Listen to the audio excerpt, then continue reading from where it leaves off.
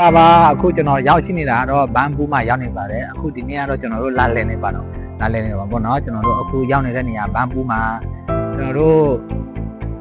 အိမ်မှာအခမ်းမနေမယ်ဆိုတော့နေ့တိုင်းပဲအလုပ်လုပ်တဲ့အတွက်ကြောင့်စိုက်ပစ္စည်းမှုတွေကတော့ရှိတာပဲအဲဒါကြောင့်မို့ဒီနေ့စိုက်တွေကပေါ်ပန်လာစားမှုရှိအောင်ပေါ့အရက်အဝါသားကောင်းတဲ့နေရာကိုအပေရှိတဲ့နေရာကိုလာပြီးတော့လာလည်တယ်ပေါ့နော်ဒါကကျွန်တော်တို့ပင်လည်းရှိတယ်ဒီလည်းရေနဲ့လည်းနေတယ်ခဏကြာကျွန်တော်တို့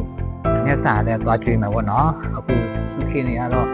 အေးကြကြအရက်အဝါသားရှိတဲ့နေရာကိုကျွန်တော်တို့လာလဲတယ်ဟုတ်ကဲ့ဘာကြောင့်လဲရောက်နေတာတော့ခုနဆေးလာတဲ့တရားနဲ့အခုဆိုရင်တရားဆုံးနေပြီပေါ့နော်အခုကျွန်တော်တို့ကအခုဒီခဏကြာရတော့ပြေးလဲရတော့တက်လာမှာပဲညနေပိုင်း9နာရီ6နာရီဆိုတော့ထပ်ပြီးတော့တက်လာမယ်ဆိုတော့လေအခုဆိုရင်တော့ဒီရတဲ့ဖြည်းဖြည်းရတော့များလာနိုင်တယ်ဆိုတော့ပြီတကယ်လို့ညီကောင်မောင်နှမတွေပေါ့နော်ဘာကောင်းမှရှိတဲ့ညီကောင်မောင်နှမတွေကျွန်တော်တို့ဒီလာလဲချင်းနေဆိုတော့ဘန်ပူးမှာလာလဲပါဒီညာတကယ်အရေးအဝါသားတွေလည်းကောင်းနေပါတယ်ပြီးရင်ဒီ